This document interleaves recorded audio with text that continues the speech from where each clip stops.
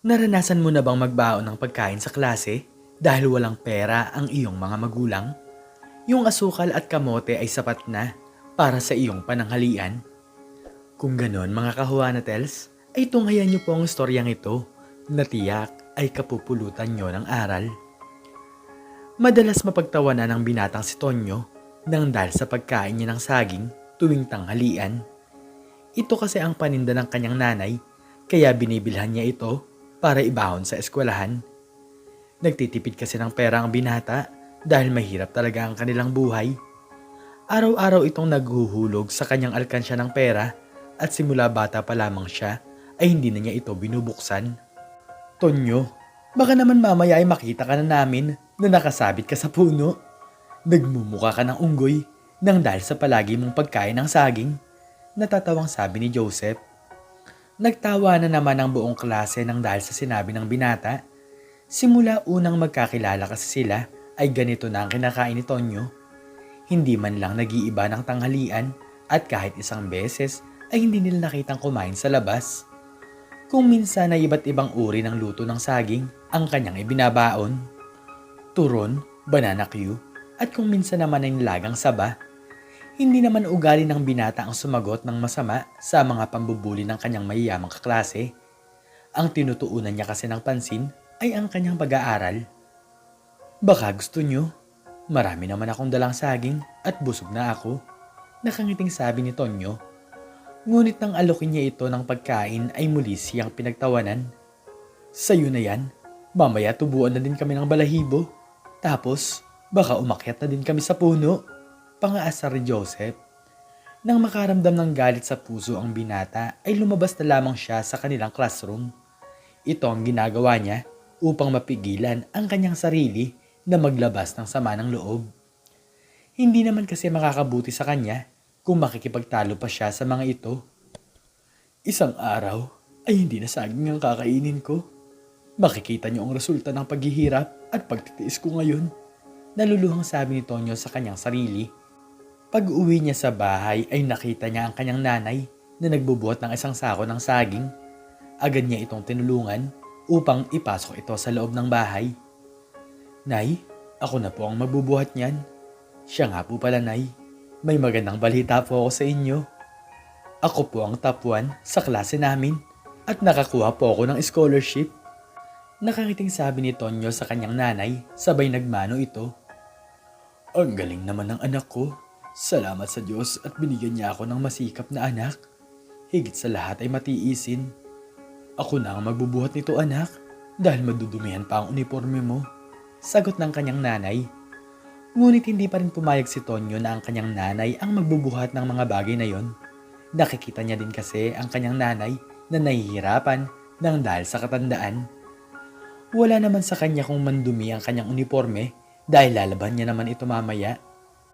Isa lang kasi ang kanyang uniformeng pampasok kaya araw-araw niya itong nilalabhan. Sa katunayan nga ay naninilaw na ito nang dahil sa kalumaan. Ang kanyang sapatos naman na ginagamit ay natutuklap na ang balat. Ngunit hindi naman mahalaga sa kanya ang bagay na ito dahil para sa kanyang sarili ay wala sa kasuotan ang iyong kinabukasan kundi nasa iyong sarili. Pasensya na anak kung mahirap lang tayo. Palagi tuloy saging ang kinakain mo sa klase. Bumibili ka sa akin para makatulong din na madaling maubos ang paninda ko. Basta anak, ipagpatuloy mo lang ang pagiging mabuting tao at sigurado akong bibigyan ka ng Diyos ng magandang kinabukasan. Malungkot na sabi ng kanyang nanay. Ngumiti naman si Tonyo upang ipakita sa kanyang ina na hindi naman siya nahihirapan. Ano po ba kayo, Nay? Ang sarap kaya ng saging. Tsaka hindi ka basta-basta magugutom. Masustansya pa. Kaya baka po nang dahil sa saging, kaya ako naging top 1 sa klase. Nakangiting sagot ni Tonyo. Niyakap naman siya ng kanyang nanay pagkatapos ng kanilang pag-uusap. Isang araw ay pinasok na din ng binata ang pagtitinda ng turon sa kanilang klase. Pinagbebentahan niya din pati na ang kanilang mga guro, pati na rin ang mga tao sa labas. Desidido itong matulungan ng kanyang nanay matapos mabulukan ng panindang saging. Ma'am, bili na po kayo ng saging. Bagong pitas po to. pwede niyo pong ipasulubong sa inyong anak. Nakangiting sabi ni Tonyo. Talagang pinasok mo na din ang pagtitinda ng saging ha. Sige, bigyan mo nga ako ng 2 kilo at ito ang bayad. Nakangiting sagot ng guro.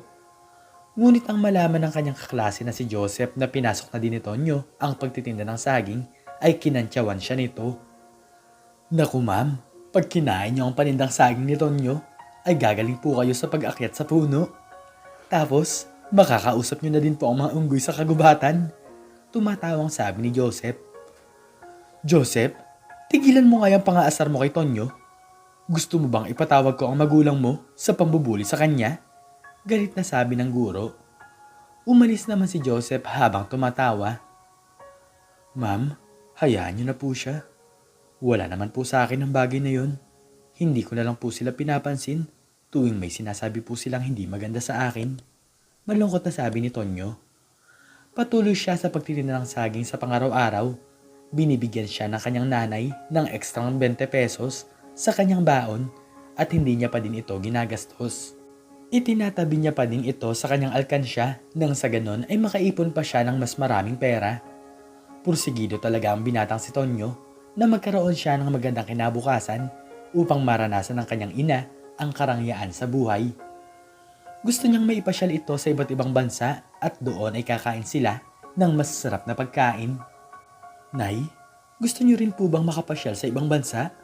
Tapos kakain po tayo nung tinatawag nilang sushi at kung ano-ano pang pagkain na hindi pa po natin nakakain. Nakangiting sabing Tonyo. Siyempre naman anak, pero pangarap ko na lang yun.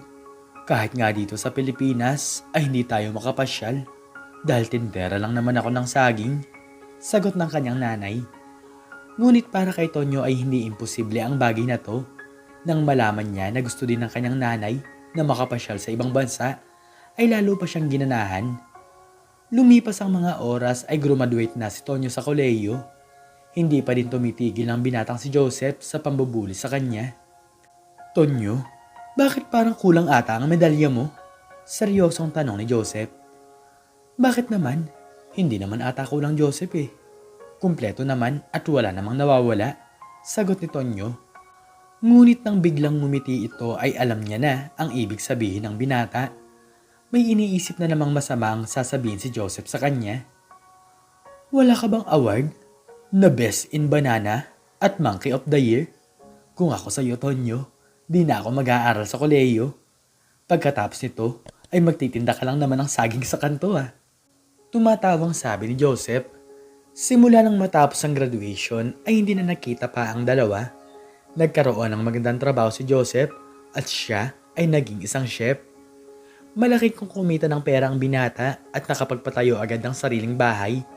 Nakabili na din ito ng sasakyan at hindi lang isa, kundi 3. Sa isang pagkakataon ay nalaman ng isa't isa na magkakaroon sila ng reunion. Naisip ni Joseph na makikita niya si Tonyo na isang mahirap at tindero pa din ng saging. Muli ay magkakaharap ang dalawa. Nakita ni Joseph si Tonyo na simple lamang ang pananamit. Ang kanilang reunion ay ginanap sa isang magandang restaurant. Bilang isang magaling na chef ay napansin ni Joseph na sobrang sarap ng pagkain sa restaurant na to. Namangha siya at balak niyang kausapin ang tagapagluto dito nang bigla niyang nakita si Tonyo. Simple lamang ang pananamit at kung titingnan mo ay walang pagbabago sa kanyang buhay. Tonyo, ano? Kumusta ka na? Siguro naman ay ngayon ka lang makakaranas kumain sa ganitong uri ng restaurant. Baka naman may baon ka pa ding saging kahit libre na ang pagkain dito. Tumatawang sabi ni Joseph. Ngumiti na lamang ang binata dahil sa haba ng panahon ay walang pinagbago ang ugali ni Joseph. Maya-maya lamang ay nakita ng binata ang tagapagluto sa restaurant. Agad itong nilapitan ni Joseph at kinausap tungkol sa pagluluto nito. Baka naman pwede mo akong mabigyan ng teknik sa mga luto mo. Gusto ko lang malaman ng kaunting impormasyon dahil talagang namangha ako sa lasa ng mga luto nyo. Nakangiting sabi ni Joseph. Pero sir, pasensya na po kayo. Ang bilin po kasi sa akin ng may-ari ng restaurant ay huwag naming ipagsasabi ang tungkol sa luto namin. Pero good news naman po dahil dati nyo pong kaklase ang may-ari ng restaurant na to.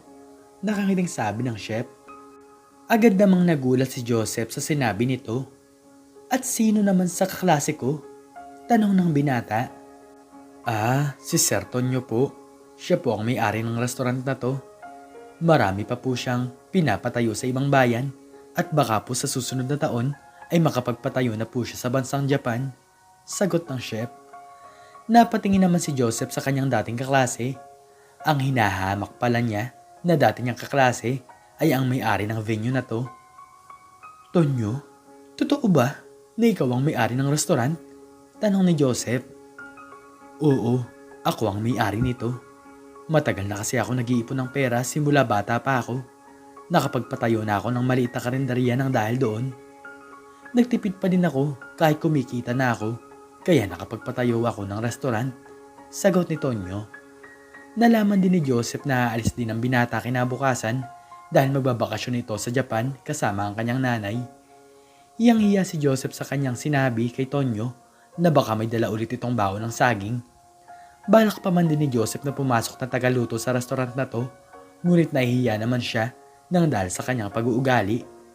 Simula noon ay mas nakilala pa si Tonyo sa ibang bansa.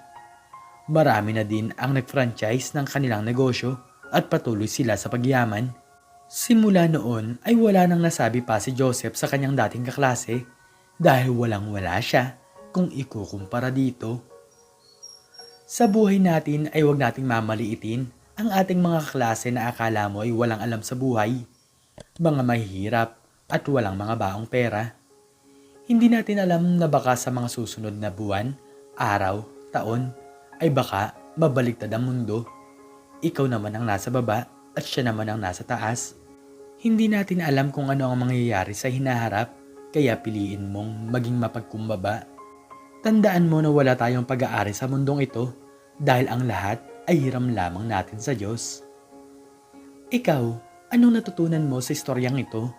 Makikicomment naman po sa baba kung ano po ang inyong natutunan. At hanggang dito na lamang po nagtatapos ang aking istorya at sana po ay nagustuhan niyo ito. Please like, share, and subscribe and click the notification bell para lagi po kayong updated sa mga bago kong istorya. Muli ay maraming salamat po at God bless us all.